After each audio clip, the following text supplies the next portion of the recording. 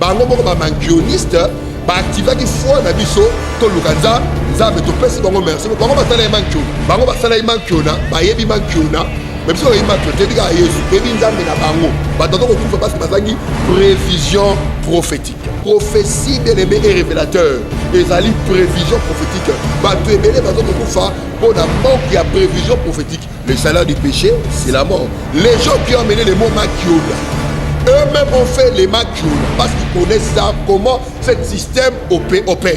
Il y a des gens qui ont dans la vie, des zones d'hommes tout dans la vie, et il y a des moments où la mort est en train de frapper dans sa vie. Ouais, dans la Bible, c'est du mensonge. Esprit des morts et les makamutunale à battre.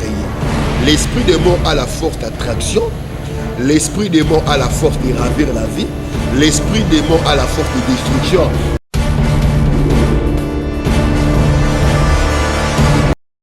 Nzaba pambola de partout dans mon kili.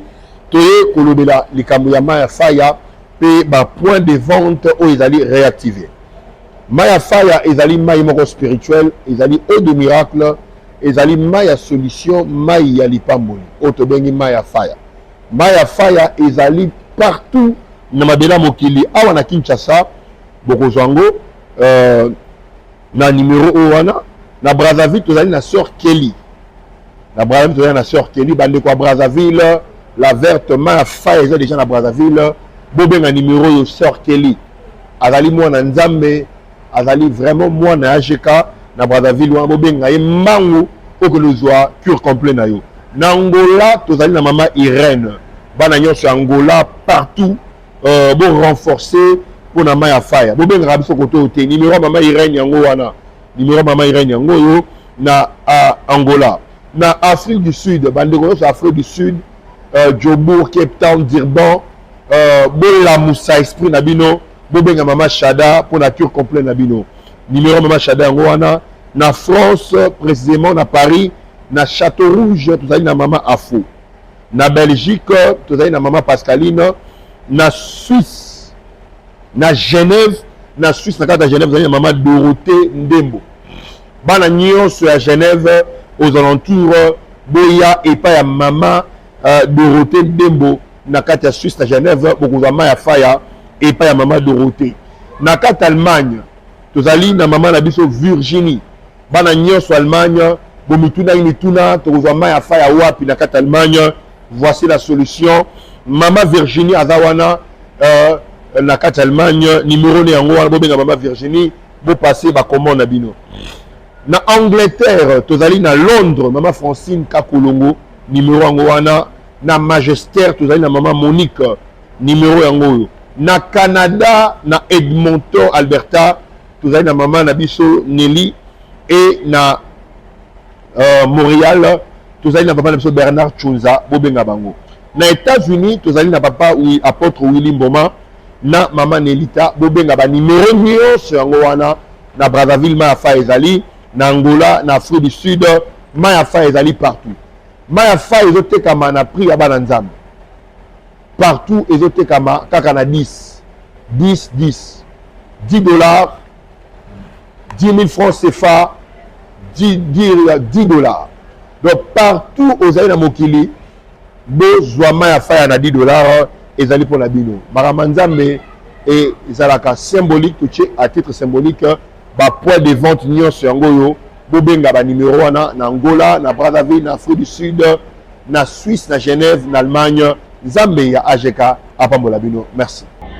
Shalom nzambe ya apambola bino ezali ngai apôtre Gédéon Kaimbe AGK prophète lelo papa solution na eko informer bino tozali déjà na Lemba échangeur avenue Bokiki numéro 13 avenue Bokiki numéro 13 référence cité Bethel échangeur référence espace Ngindu Bima au Koti au Komona déjà tout ça voilà Nayambaka chaque mardi à partir il y a 12h aux Olananga Nayambaka chaque mardi à partir il y a 12h jeudi école de guérison à partir il y a 9h 13h jeudi école de guérison à partir il y a 9h 13h et dimanche explosion de la parole de 7h à 12h koyaba jour mususuté koyaba jour mususuté vous allez mardi à 12h jeudi à 9h et dimanche à 7h nzamba pambola zoni misama que wano koya au joyeux, l'élo, et les choses vont marcher. Que Dieu vous bénisse. Bote mingi na bandeko nyonso bolandaka biso na internet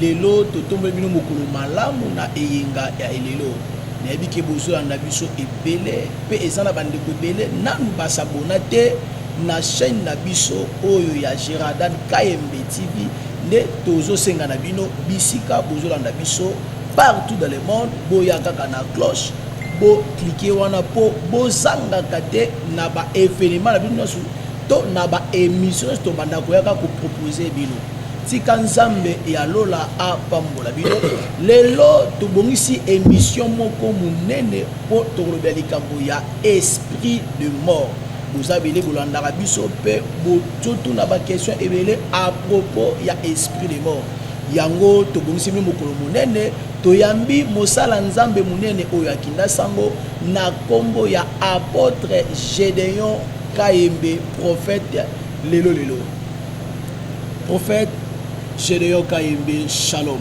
Shalom bote monsieur le journaliste, bien habillé. Merci beaucoup également nalandi yo papa. Merci beaucoup. Et question nanga liboso nalingaki na tuna non pourquoi parce que kombo ezobana na apôtre mais ezosukisamba na prophète nde tulingaki totuna est-ce que mutu moko akokozana na ba ministère mibale to eza ni loko moko nde nzambe a se dekisaka yo nde tulingaki totuna to yebola ba dibala na biso.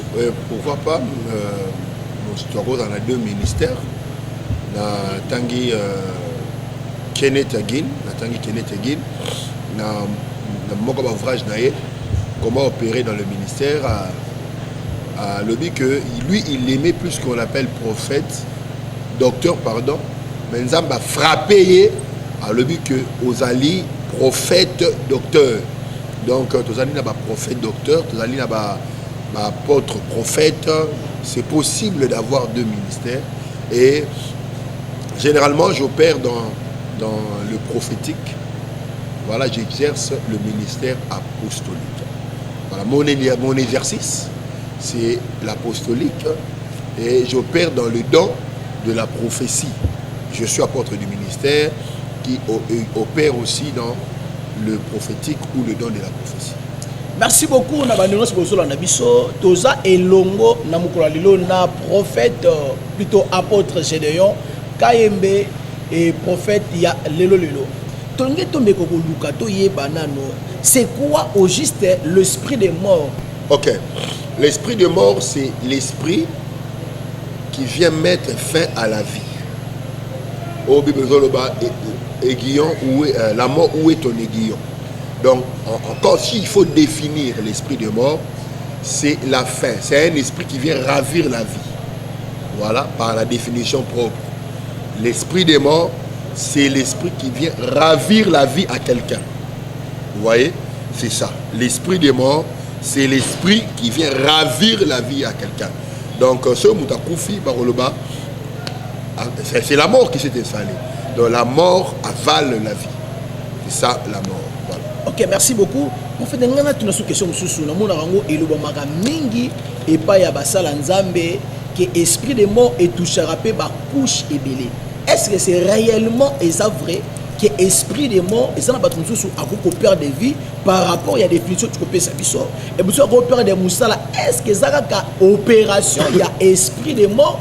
To ezelo comme soumet le ko les elo ko zo ku fane to lobi esprit des morts. Esprit des morts et memakamutu na leo kwa battre.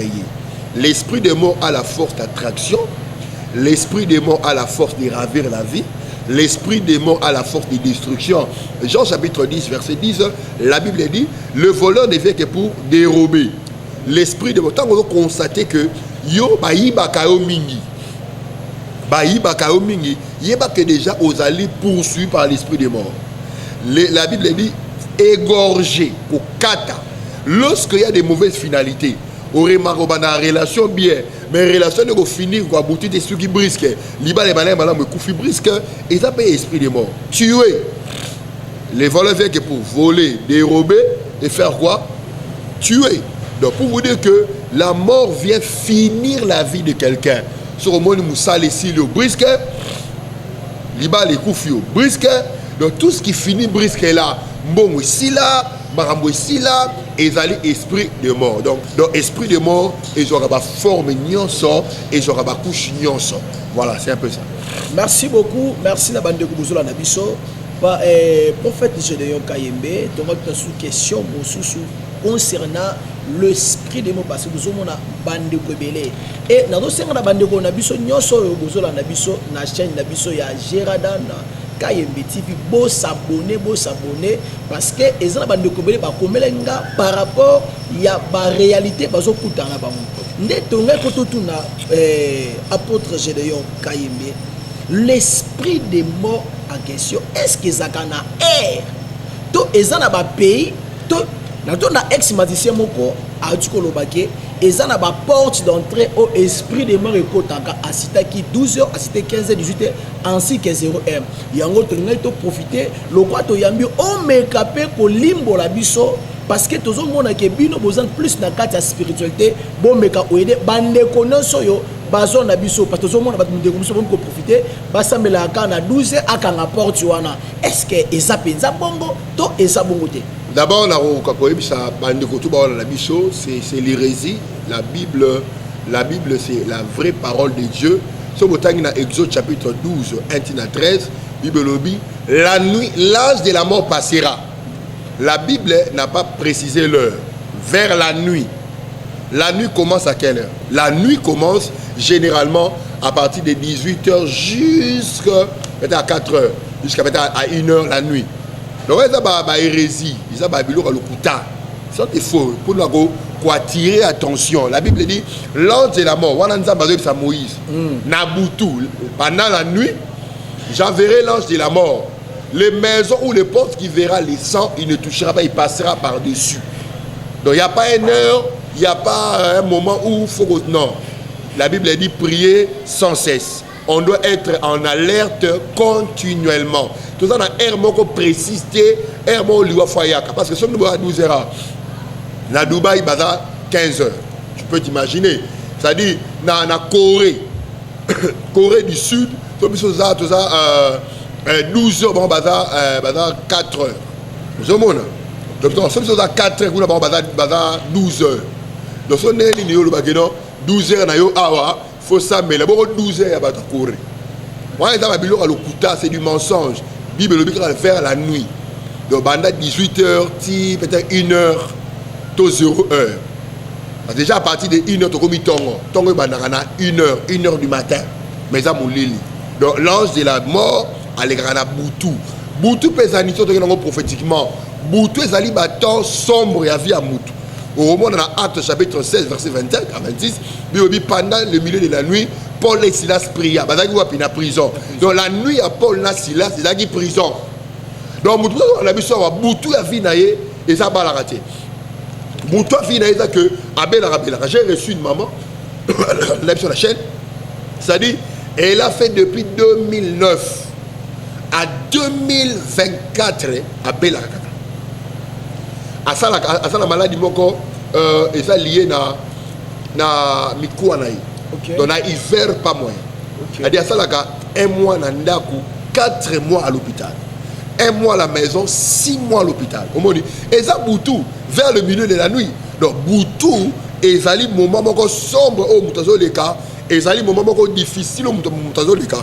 Et cause là, on a la réalité maritale au bal raté, aux awana âge déjà poussani, aux entre 40 35, 30 25, aux balaté, c'est aussi la nuit de la vie de quelqu'un. Donc ange de la mort azali na heure au Bible biso vers la nuit. Yeba ke ba butu tout mutale kana vie, ba zone d'homme tout mutale kana vie, et zali moment où la mort est en train de frapper dans sa vie. Voilà.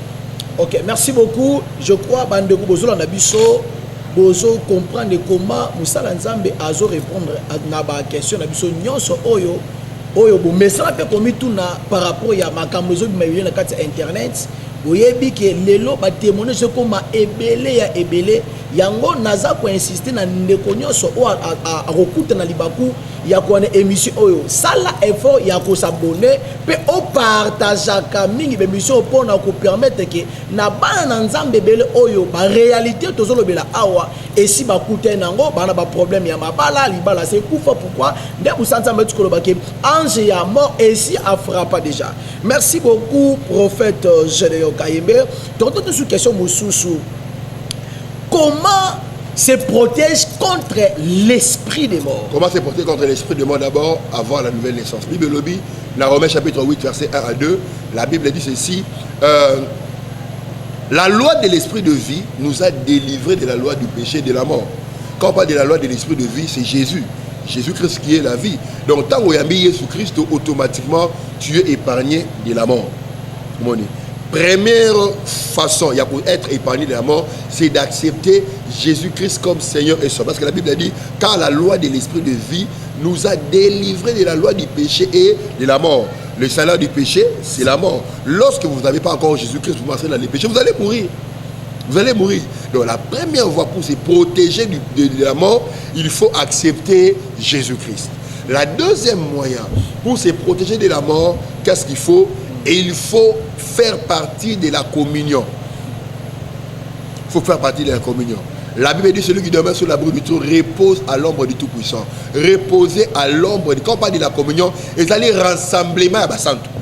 Vous voyez, bah moment où tu partages net la illustration la biso que dans moment culte présence yanzambe zali la belle là où il y a la présence de Dieu il y a la liberté au moment il y a communion pour ça comprendre les communions fraternelles dans témoignage moko et dans le komoko yo la mort le poursuivait mais maintenant on s'est manifesté la forme il y a babeille a dit par toi que na banzo balana kai un jour m'a fait une invitation il y a une église et pendant qu'il venait à côté de la église banzo il batika libanda. OK. Diversement averti homme de Dieu, après comme ce message papa esprit de mort et là comme signe tant au temple le monde a banzo banana papa effectivement mais tant on a continué l'église banzo yi dans monde batika libanda et homme de Dieu a attaqué par le sang de Jésus qui se banzo bandana. Omoni. Autre moyen de se protéger de l'esprit de mort, c'est passer na ba check-up. Autre bengi la consultation prophétique. Et ça là-bas tu es belé bazo kufa. La Bible dit mon peuple périt par manque de révélation. La c'est une chose, la révélation est révélateur. La révélation est révélateur. Une révélation vous révèle certaines choses. Parlons de Saoul. Qui s'abonge Banès? C'est dans 1 Samuel chapitre 9. Chapitre 9, Bible dit baké à la recherche de Banès. Tellement que balouki boutou bobimba, balouki journée bobimba bazuité et Saoul a eu serviteur. Est-ce qu'il y a un prophète mon côté à votre consulter Zam? Parce qu'il marchait dans le tâtonnement. Batebele, bazo koufa, pour baza préciter. La prophétie, c'est la météorologie de Dieu. La prévision spirituelle. Nous, on a la prévision météorologique. C'est-à-dire, à telle heure, vous les bêta. Vous comprenez? Donc, c'est-à-dire, on a la prudence, on a la parasoleil, parapluie, on a un capot de pluie. Parce que déjà, météo a prévenu ça qui y a. Balioué belé, et ça manque de prévision prophétique. C'est-à-dire, parce que la prophétie nous révèle. Un peuple qui manque de révélation, c'est un peuple sans frère. Moni, Bazol Kababoma Jésus, pas Hérode. Bazol Kababoma Jésus, pas Hérode. Qu'est-ce qui s'est passé? Divinement averti. Joseph averti par l'esprit, dans Égypte. Donc la prophétie bien aimée est révélateur. Et ça lit prévision prophétique. Tu es béni parce que pour un manque de prévision prophétique. Bon, tu as là-bas agent, un diable. Et les gens se moquent. Où en sommes-nous? Il y a 5 ministères. Il y a 9 dons spirituels. Parmi les dons de révélation, nous avons la prophétie. Aujourd'hui, il y a maintenant de la moquerie. Les gens sont en train de vilipender les dons de la prophétie. Les gens sont en train de vilipender les dons prophétiques pour rendre les gens incrédules. Le diable veut rendre le peuple de Dieu incrédule pour détruire Bango. L'incrédulité a des causes néfastes. Jérusalem, est-ce que vous avez un documentaire? Jérusalem a été détruit. 40-45, Jérusalem a pas Boukana. Et au moment là que il faut les deux messagers, il y a pour la reconstruction, il y a temple, il y a Jérusalem. Donc Jérusalem est qui détruit à cause de l'incrédulité. Hier sur l'île de Jérusalem, si tu savais les jours de ta visitation, si au moins tu savais les jours de la visitation, mais parce que tu n'as pas reconnu les jours de ta visitation, tu vas être détruit. Beaucoup de gens sont détruits, beaucoup de gens aujourd'hui sont détruits parce que, bien aimé, il manque la révélation, il manque les orientations. Oh, prophète, papa. Si lui, il a été prophète qui a fait les arrangements, il y a d'autres personnes, par exemple, l'obélia tata. Et Saoul a tout mis serviteur, et ici, dans cette ville, il n'y a-t-il pas un prophète à qui consulterions-nous Dieu? Pas besoin de consulter les âmes. Nous avons pas dans la génération par le Saint-Esprit, nous avons établi un prophète naïf. Oyo batu seke ba consulter nzambe batu bazo ko kufebele parce que bazangi la prévision prophétique ne komona bata météo ba prévision météorologique et nous avons aussi la prévision prophétique nous avons batu sur la porte par-ci par-là ba aux prévision prophétique ba koyeba qu'est-ce qui ne va pas dans leur vie, qu'est-ce qui ne marche pas, qu'est-ce qui n'aboutit pas, base à la vraiment orienté pour la bien à bango batu ko kufe parce que bazangi prévision prophétique. Merci beaucoup, Bozo Nabiso et Belé partout dans le monde. Toza ensemble na apôtre Gédéon Kayembe, prophète ya alelo lelo. Aza ko expliquer biso na ni pena bengisa yo, na profiter na lobana yo boye oza na ba réalité makamozo simbate. Donc prophète eza important, batu ba la kacho malobate, eza important batu ba que batu ba ko kufebele pour un manque de prévision prophétique. Partout dans le monde, le numéro de téléphone est appelé Nouana.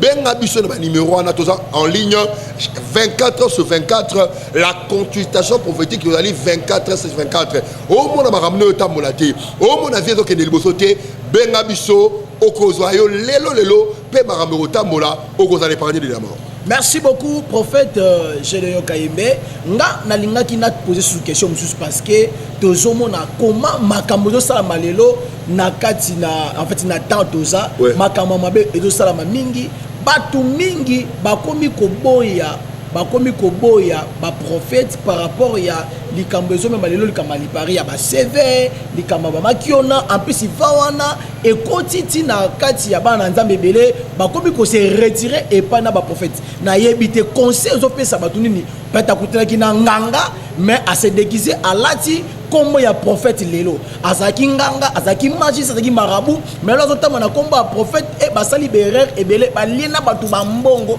na makamba lobaki on lui totuna par rapport ya temps otoza prophète okolobani na pesi mbote na ndeko Jérémie Lwemba.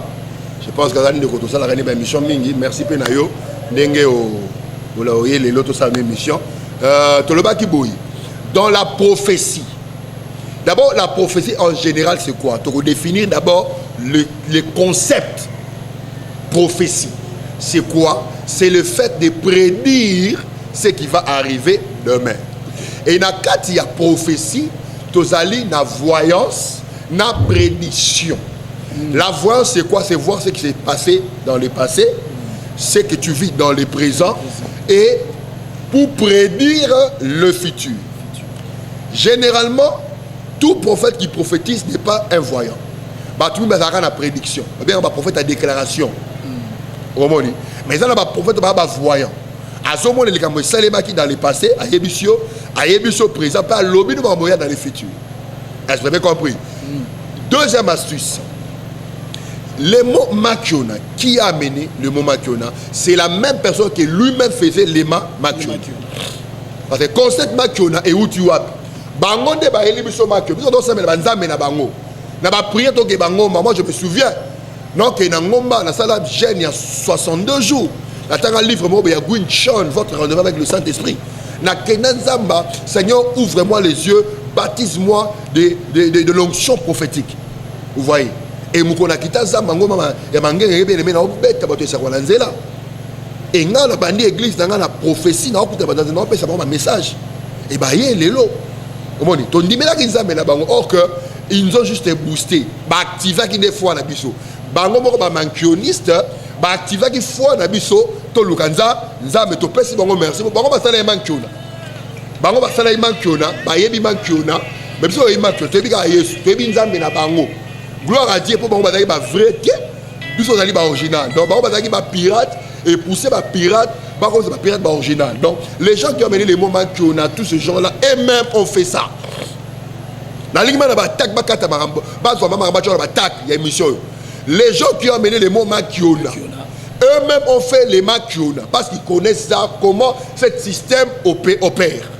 Et nous avons cru à la dimension qu'ils opéraient. Et Dieu nous a fait aujourd'hui des prophètes authentiques. Okay. Vous voyez? Donc, dimensionnez-moi ça, ça va stade, ma plaie, ça va miracle. Et pousser biso, Bible dit rechercher l'éternel et sa présence. Psaume 105, verset 4. Recherchez l'éternel et sa présence. Recherchez l'éternel et sa présence. Donc, ce que nous avons pour vous voyez, la puissance n'est pas la présence de Dieu. Là où il y a la présence de Dieu, il y a la puissance. Toute puissance n'est pas la présence de Dieu. Toute puissance est makiona. D'autres puissances, c'est makiona, mais qui n'est pas la présence de Dieu. Mais la présence de Dieu régénère la puissance originale de Dieu. Vous voyez, nous sommes parmi les gens qui étaient des assoiffés de Dieu. On a vu les choses, on a vu Dieu dans notre ministère. J'ai beaucoup des enfants en Europe, pour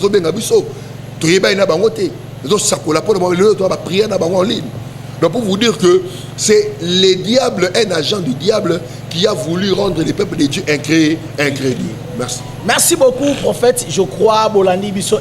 Bango moko ba mankioniste, ba activa ki foi na biso to lukanza, nzambe to pesi bango merci. Bango ba sala mankiona. Bango ba sala mankiona, ba yebi mankiona.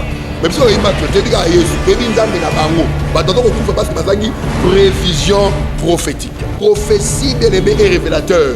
Ezali prévision prophétique. Ba to ebele ba toto kufa pour la mort qui a prévision prophétique. Le salaire du péché, c'est la mort. Les gens qui ont mené les mots makiona, eux-mêmes ont fait les makiona parce qu'ils connaissent ça, comment ce système opère. Il y a des gens qui ont la vie, ma zone de l'homme, tout la vie, et ils allaient au moment où la mort est en train de frapper dans sa vie. Moi, dans la Bible, c'est du mensonge. Esprit des morts et les makamutunale à battre. L'esprit des morts a la force d'attraction. L'esprit des morts a la force de ravir la vie. L'esprit des morts a la force de destruction. Bote mingi na bandeko nyonso bolandaka biso na internet lelo totombe bino mokolo malamu na eyenga ya elelo nayebi ke bozolanda biso ebele pe eza na bandeko ebele nanu basabona te na chaîne na biso oyo ya Geradan KMB TV nde tozosenga na bino bisika bozolanda biso partout dans le monde boya kaka na cloche bo cliquer wana po bozangaka te na ba événement na bino to na ba émission to banda koyaka ko proposer bino tika nzambe ya lola apambola bino lelo tobongisi émission moko munene po tokoloba likambo ya esprit de mort vous avez les bolandaka biso pe bototo na ba question ebele à propos ya esprit de mort yango tobongisi mokolo munene toyambi mosala nzambe munene oyo akinda sango na kombo ya apôtre Gédéon KMB prophète lelo. Prophète Gédéon KMB, shalom. Shalom, beauté, monsieur le journaliste. Bien habillé. Ah, merci beaucoup. Également, Nalandi yo papa. Merci beaucoup. Et question nanga liboso, nalingaki natu nananu. Pourquoi? Parce que kombo ezo banana apôtre, mais ezo sukisamba na prophète. Net lungaki totuna. Est-ce que mutu moko akokozana na ba ministère mibale to eza ni loko moko de nzambe a se dekisaka yo ndeto nga to tuna to yebola ba di balanda biso. Oui, pourquoi pas tu as deux ministères na tangi Kenneth Agin, na moko ba ouvrage na ye comment opérer dans le ministère à lobby que lui il aimait plus qu'on l'appelle prophète docteur pardon mais nous avons frappé à lobby que Ozali prophète docteur donc Ozali n'a pas prophète docteur Ozali n'a pas apôtre prophète c'est possible d'avoir deux ministères et Généralement, j'opère dans le prophétique. Voilà, j'exerce le ministère apostolique. Voilà, mon exercice, c'est l'apostolique et j'opère dans le don de la prophétie. Je suis apôtre du ministère qui opère aussi dans le prophétique ou le don de la prophétie. Merci beaucoup na bandeno sibosolo na biso toza elongo na mukula lilo na prophète plutôt apôtre Gédéon Kayembe et prophète ya lelo. Prophète Gédéon Kayembe, question na biso liboso tolingaki pe totuna yo par rapport ya actualité tout comme na ndeko moko azalaki magicien azotanga bakombo ya bato o ya pesakis abongoli motema tomonaki eti alekaki na epa ya moko ya banganga nzambe na kombo ya évangéliste Walesa ndenge tongaki totuna par rapport ya eloko est-ce que eza malamu parce que tomonaki eko créer même eloko moko mabe et touché qui même bana nzambe belé po tomonaki na likama ba ser Maria Tumba moko ya bandeko na biso aza ba tiktoker yango moni tongaki totuna par rapport ya eloko wana événement tu kosala mawana. Merci beaucoup pour la question. Voilà, la Bible dit la sagesse est profitable que la direction. Quoique ça témoignage mais la sagesse est profitable que la direction. Au moins que témoignage est suscité polémique, suscité révolte, suscité rébellion, voire même quand magicien au téléma miser par rapport à l'influence, par rapport à Mbongo. Moi je crois que et ça qui est important batanga bakombo batu toko kotanga kena pesa tiktokeuse moro bakisi tout ça wa buzz. Moi je pense que kolobaka na bakisi na manako c'est la satan mais na bongoli motema et belé pe abatonga na pesa bakisi mais bayebi bango moko mais pour pas citer ba youtubeur ba tiktokeuse là quand on fait une analyse on voit que derrière ces témoignages là il y avait un buzz en fait. Il y avait un buzz par rapport à mon analyse, c'est que moi je pourrais dire ezala qui manque à sagesse. Voilà, même la part il y a nganga ezali manque à sagesse. La Bible même nous le dit, la sagesse est profitable que la direction. Donc cette direction il faut tout le baketo pesa ba tiktokeuse ba kisi. Mais la sagesse nous les permet pas en fait. Voilà, t'as là ce que les conséquences, bah manquement de respect, insolence, diffamation et tout qu'on sort là, la sagesse est profitable que direction. Quoi que la direction, il faut attendre à combo et mais la sagesse, il ne fallait pas. Voilà. Ok, merci. Toyoki mo réponse ya malamu et pas ya Moussala Nzambe autre que ça biso. Tozongi mbala moko na ba question la biso par rapport ya mokolo lelo. Tonge tombe ko luka to yeba nano. C'est quoi au juste l'esprit des morts parce que tu as un événement munene et où tu as salama na mboka ya Canada et pas ya ndeko na biso moi c'est où tu tika biso na kombo ya Alexandra et j'en profite bien pour na couper ça ba mes condoléances nanga na famille ya bandeko na biso où tu tika biso tozwa ki temps ya ko sambela pour na bino mais nzamba c'est pe ozam yango lelo tolingi to tu na pe prophète na biso to yambi lelo c'est quoi au juste l'esprit des morts? Ok. L'esprit de mort, c'est l'esprit qui vient mettre fin à la vie. Au Bible, aiguillon, la mort, où est ton aiguillon? Donc, encore s'il faut définir l'esprit de mort, c'est la fin. C'est un esprit qui vient ravir la vie. Voilà, par la définition propre. L'esprit de mort, c'est l'esprit qui vient ravir la vie à quelqu'un. Vous voyez? C'est ça. L'esprit de mort, c'est l'esprit qui vient ravir la vie à quelqu'un. Donc, ce Moutakoufi, Baroloba, c'est la mort qui s'est installée. Donc, la mort avale la vie. C'est ça, la mort. Voilà. Ok, merci beaucoup. En fait, nous avons une question. Nous avons mingi et pas ya basala nzambe que l'esprit de mort est touché à la couche et belé. Est-ce que c'est réellement vrai que l'esprit des morts et ça n'a pas tout sous à perdre des vies par rapport à la définition du copé sabiso et vous avez peur des moussala est-ce que ça a opération il y a esprit des morts to ezelo comme soumet le ko les elo que zo ku fane to lobi esprit des morts d'abord to zongi nanu na makambo ndeko personam ndeko Alexandrine pour akufi na Canada vous savez ce bota la image c'est dans une part qu'elle là esprit des morts et memakamutu na leo kwa battre l'esprit des morts a la force d'attraction. L'esprit des morts a la force de ravir la vie. l'esprit des morts a la force de destruction. Jean chapitre 10, verset 10, la Bible dit, le voleur ne vient que pour dérober. L'esprit des morts, tant qu'on a constaté que yo baïba kao mingi, yeba que déjà aux alliés poursuivis par l'esprit des morts. La Bible dit, égorgé, au kata, lorsqu'il y a des mauvaises finalités, au remarque dans relation bien, mais relation de finir quoi bouti des sous qui brisque, liba les malins malins me coufi brisque, et ça paye esprit des morts. Tuer. Les voleurs viennent que pour voler, dérober et faire quoi? Tuer. Donc pour vous dire que la mort vient finir la vie de quelqu'un. Sur le monde moussa les silos brisque, liba les coufi brisque. Donc tout ce qui finit brisque là, bon ici là, marambo ici là, et ils allaient esprit de mort. Donc en connaissance de cause, la sœur Alexandra a été attirée les lieux où l'esprit de mort allait la battre.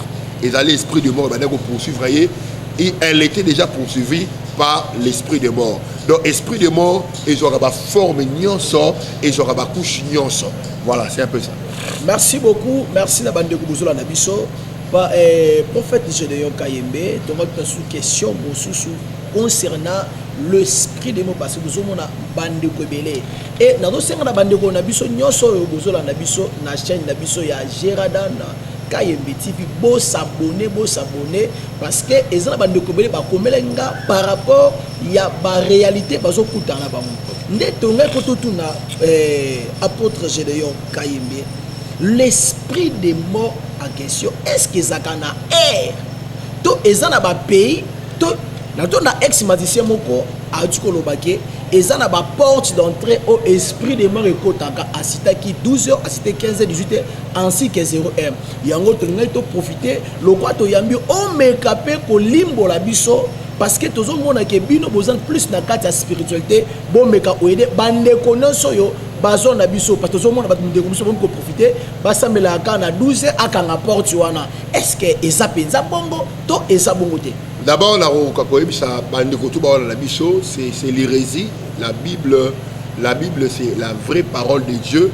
So botangi na Exode chapitre 12, 1 à 13, Bible lobi, la nuit l'âge de la mort passera. La Bible n'a pas précisé l'heure. Vers la nuit. La nuit commence à quelle heure? La nuit commence généralement à partir de 18h jusqu'à 4h.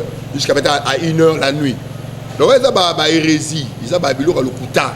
Ça, c'est faux. Pour nous attirer attention. La Bible dit l'ange de la mort. C'est Moïse. Naboutou. Pendant la nuit, j'enverrai l'ange de la mort. Les maisons ou les portes qui verra les sangs, il ne touchera pas, il passera par-dessus. Donc il n'y a pas une heure, il n'y a pas un moment où il faut... Non. La Bible dit prier sans cesse. On doit être en alerte continuellement. Tout ça, on a un mot précisé, un mot liwa foyaka. Parce que si on est à 12h, à Dubaï, il y a 15h. Tu peux t'imaginer. C'est-à-dire, dans la Corée, Corée du Sud, tout ça, 12h, bon, 4h. Vous savez, donc, si vous avez 4h, vous avez 12h. Donc, si vous avez 12h, il faut ça, mais d'abord 12h, il y a pas de courir. Moi, c'est du mensonge. Bible vers la nuit. Donc, 18h, peut-être 1h, 0h. Déjà, à partir de 1h, tu as mis tongo. Tongo, 1h du matin. Mais ça, mon lili. Donc, l'ange de la mort, Alexandra Boutou. Boutou peut être prophétiquement. Boutou est un bâton sombre et à vie à Moutou. Au moment dans Actes chapitre 16, verset 25 à 26, pendant le milieu de la nuit, Paul et Silas priaient. Ils sont en prison. Donc la nuit, à Paul et Silas, ils sont en prison. Donc Moutou, on a vu ça, Boutou a vu et ça va la rater. Boutou a vu que Abel Arabella. J'ai reçu une maman, sur la chaîne, ça dit, elle a fait depuis 2009 à 2024 à Belakaka. À ça la maladie moko et ça lié na mikuanaï. Donc na hiver pas moins. Okay. À ça la un mois na ndaku, 4 mois à l'hôpital. 1 mois à la maison, 6 mois à l'hôpital. Et ça Boutou vers le milieu de la nuit.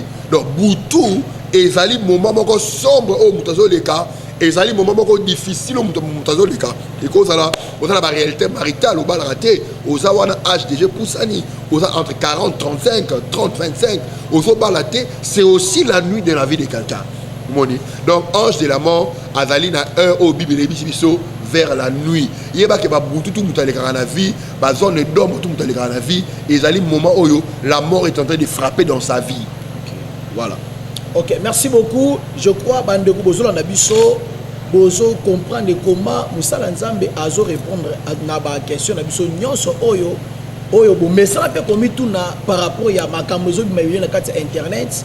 Oyebi ke lelo ba témoigner ce comme ebele ya ebele yango naza ko insister na ndeko nyonso o a rokuta na libaku ya ko na émission oyo sala effort ya ko s'abonner pe o partager ka mingi be émission pour na ko permettre que na bana na nzambe bele oyo ba réalité tozolobela awa et si ba kuta nango bana ba problème ya mabala libala c'est kufa pourquoi nde busanza metu koloba ke ange ya mort et si a frappé déjà. Merci beaucoup prophète Gédéon Kayembe. Donc toute une question Moussousou. Comment se protège contre l'esprit des morts? Comment se protéger contre l'esprit des morts d'abord avant la nouvelle naissance? Bible lobby, dans Romains chapitre 8 verset 1 à 2, la Bible dit ceci, la loi de l'esprit de vie nous a délivrés de la loi du péché et de la mort. Quand on parle de la loi de l'esprit de vie, c'est Jésus.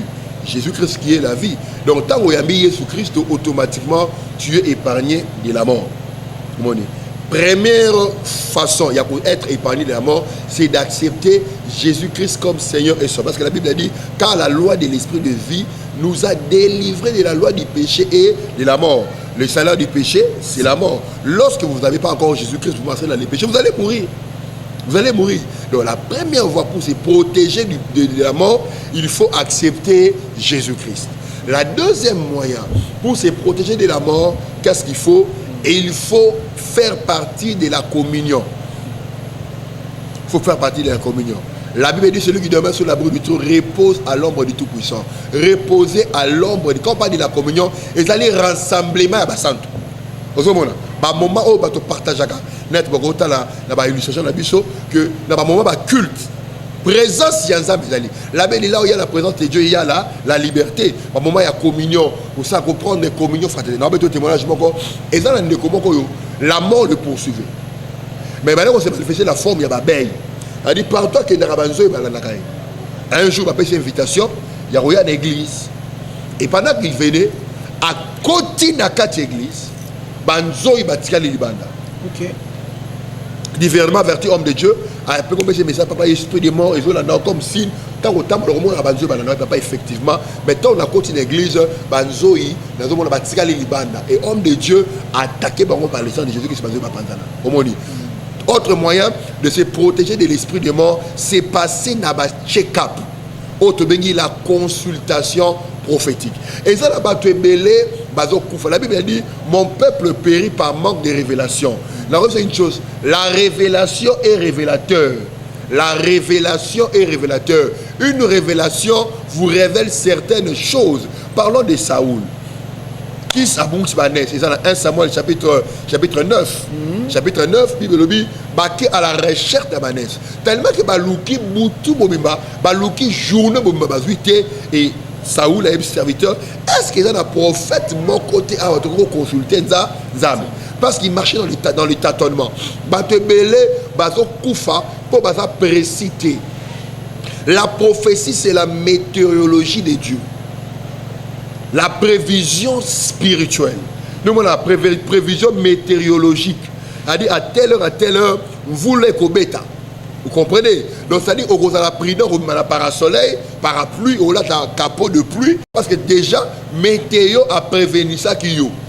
Balioué belé, et ça manque de prévision prophétique. C'est-à-dire parce que la prophétie nous révèle.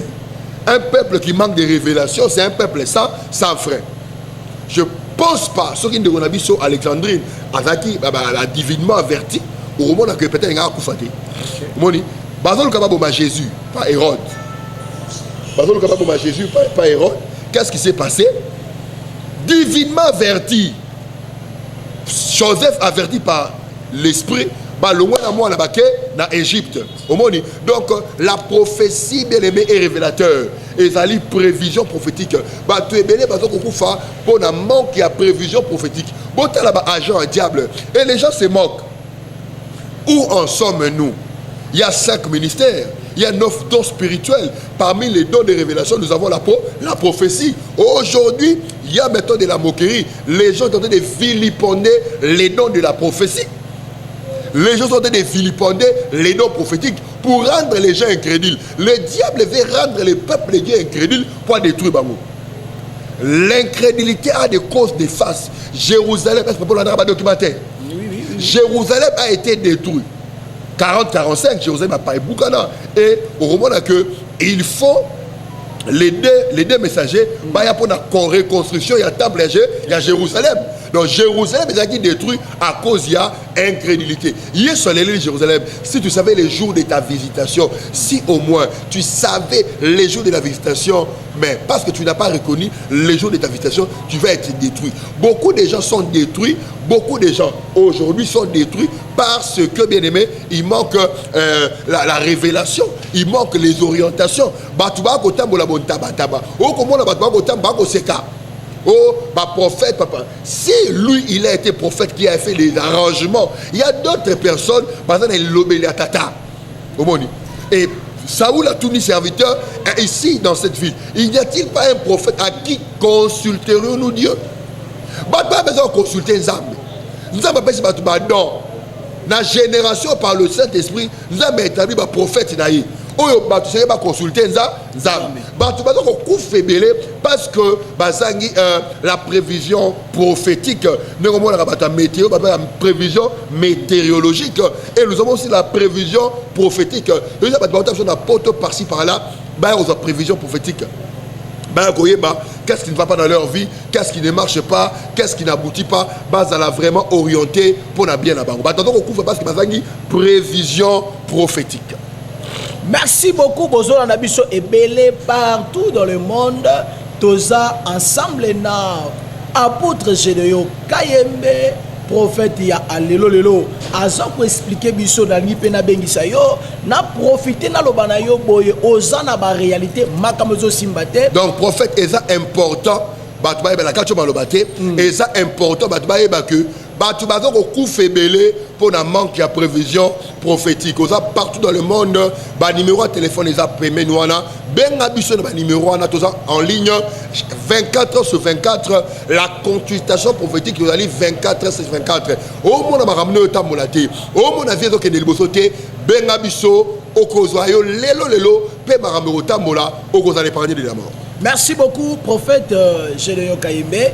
Nga nalinga ki na poser sur question parce que tozomona comment makambo salama lelo na kati na en fait na temps toza makambo mabe ezo salama mingi batu mingi bakomi koboya ba prophète par rapport ya likambo ezomema lelo likamba lipari ya ba CV likamba ba makiona en plus ivawana et kotiti na kati ya bana nzambe belé bakomi ko se retirer et pas na ba prophète na yebite conseil ezopesa batu nini peta kutela ki na nganga mais à se déguiser à lati comme ya prophète lelo azaki nganga azaki magiste azaki marabout mais là autant na combat prophète et basali berer et belé balina batu bambongo na makamba lobaki on de lui tout na par rapport ya ta otoza prophète okolobani na pesi mbote na ndeko Jérémie Lwemba. Je pense que zali ndeko to sala gani ba mission mingi merci pe na yo ndenge o la oye les loto sa mission to lobaki boyi dans la prophétie. D'abord, la prophétie en général, c'est quoi? Tu dois définir d'abord le concept prophétie. C'est quoi? C'est le fait de prédire ce qui va arriver demain. Et dans il y a prophétie, tu as la voyance, la prédiction. La voyance, c'est quoi? C'est voir ce qui s'est passé dans le passé, ce que tu vis dans le présent, et pour prédire le futur. Généralement, tout prophète qui prophétise n'est pas un voyant. Tout le monde a une prédiction. Un prophète a déclaration. Mais il y a un prophèt qui est voyant. À ce moment, il y a des dans le passé, à Yébissio présent, pas lobby de dans le futur. Est-ce que vous avez compris? Deuxième astuce. Le mot Makiona, qui a amené le mot Makiona, c'est la même personne qui lui-même faisait l'ema Makiona. Parce que le concept Makiona est où tu as. Bango de ba elibiso Makiona. Biso dosa mena banza mena bango. Na ba prière to ke bango, moi je me souviens. Non que na ngomba na sala jeune il y a 62 jours. Na tanga livre mo ya Gwinchon, votre rendez-vous avec le Saint-Esprit. Na Kenanzamba, Seigneur ouvre-moi les yeux, baptise-moi de l'onction prophétique. Vous voyez? Et mukona kita zamba ngoma ya mangenge yebe na obeta bato esa kwa nzela. Et nga na bandi église na nga na prophétie na okuta bato na opesa ba message. Et ba yé lelo. Omoni to ndimela ki nzambe na bango or que ils nous ont juste boosté. Ba activer ki des fois na biso. Bango moko ba mankioniste, ba activer ki fois na biso to lukanza nzambe to pesi bango merci. Bango ba sala mankiona. Bango ba sala mankiona, ba yebi mankiona. Mais biso yebi mankiona, to yebi ka Yesu, to yebi nzambe na bango. Gloire à Dieu pour bango bazaki ba vrai Dieu. Biso zali ba original. Donc bango bazaki ba pirate et pousser ba pirate, bango c'est ba pirate ba original. Donc les gens qui ont mené les mots mankiona, tous ces gens là eux-mêmes ont fait ça. La ligne na ba attaque ba kata marambo. Ba zo mama ba ba attaque, il y a émission. Les gens qui ont amené les mots Makiona, eux-mêmes ont fait les Makiona parce qu'ils connaissent ça, comment ce système opère. Et nous avons cru à la dimension qu'ils opéraient. Et Dieu nous a fait aujourd'hui des prophètes authentiques. Okay. Vous voyez? Donc, dimensionnez-moi ça, ça va stade, ma plaie, ça va miracle. Et pousser biso, tu es le Lukanzam. Bible dit rechercher l'Éternel et sa présence. Psaume 105, verset 4. Rechercher l'Éternel et sa présence. Rechercher l'Éternel et sa présence. Donc, ce que nous avons pour affongolo mis. Vous voyez? La puissance n'est pas la présence de Dieu. Là où il y a la présence de Dieu, il y a la puissance. Toute puissance n'est pas la présence de Dieu. Toute puissance est Makiona. D'autres puissances, c'est Makiona, mais qui n'est pas la présence de Dieu. Mais la présence de Dieu régénère la puissance originale de Dieu. Vous voyez, nous sommes parmi les gens qui étaient des assoiffés de Dieu. On a vu les choses, on a vu Dieu dans notre ministère. J'ai beaucoup de enfants en Europe, pour vous dire, donc pour vous dire que c'est le diable, un agent du diable qui a voulu rendre les peuples de Dieu incrédules. Merci. Merci beaucoup, prophète. Je crois, Bolandi Biso, Ebele, Lelo, Tozalakina, apôtre Gédéon Kayembe, le prophète de Lelo. Je crois, Bolandi Biso, na mokolo minene, na habité prophète Gédéon Kayembe. Est-ce que vous pouvez savoir lié de l'église, na niveau à Kinshasa, pe ba numéro na yo, ceux qui vous na posa pour na yo, pour na likambota li prière, pour la consultation prophétique, même dans le téléphone. Est-ce que vous avez Nabiso, voilà. Deux numéros ils sont affichés dans le bas de l'écran. Ils ont un numéro Nabiso. Bako Bengabiso un appel normal. Bako Bengabiso na WhatsApp. Ils ont plus 242, plus 243, 83, 68, 70, 333 ou plus 243, 82, 93, 67, 519. Ils ont un numéro de téléphone.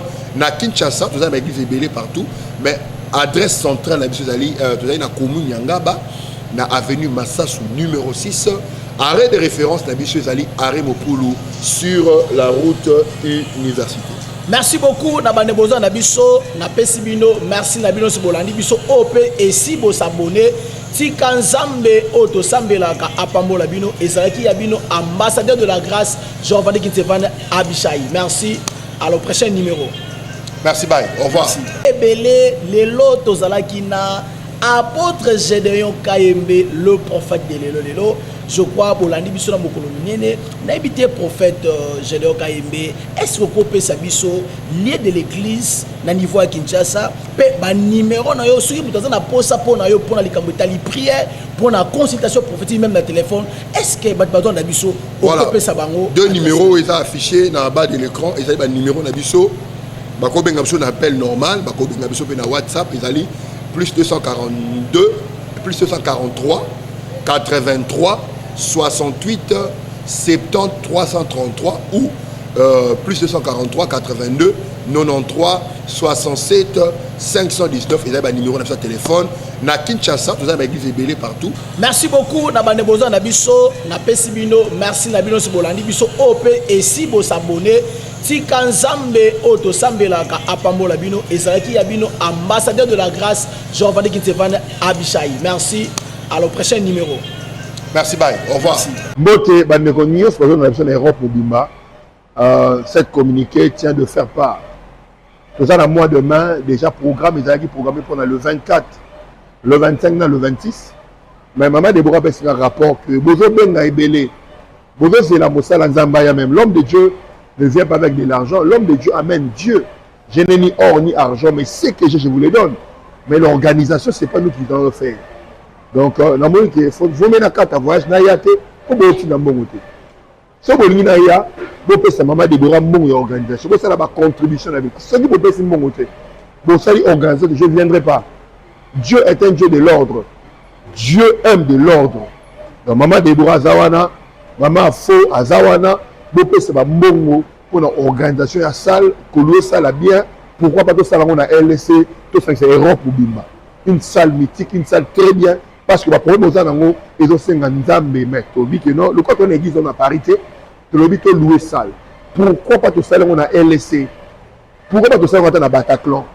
Pourquoi pas tout ça on a Zénith de Paris? Parce que vous avez déjà donné, on est en train de compter une affaire de 6000 personnes enregistrées. 6000 personnes enregistrées pour la consultation prophétique en Europe, précisément dans Paris, en France. Donc, Maman Déborah Zawana, vous avez 6000, vous avez belé. Vous avez dit non, ce qu'on a cité, yo yara libanga na yo. Ce qui parle dans 6000 organisations, soit LSC, soit Bataclan, soit Zénith de Paris pour un programme. Donc nous voulons faire des choses très bien. Maman Déborah numéro né angoyo, Maman Fo numéro né angoyo, Bobenga. Pour la contribution à Bino, pour tout ça la moussala balam. Si vous êtes sur mon côté, et c'est un manque à gagner de votre part. Le diable est en train de jouer. Quand il fait un papa, il y a ton ça Bino besoin bon Maman Déborah, Maman Fo. Bon organiser le salle bien logement na ba séjour en Europe. Nzambe a pambola bino. Bye.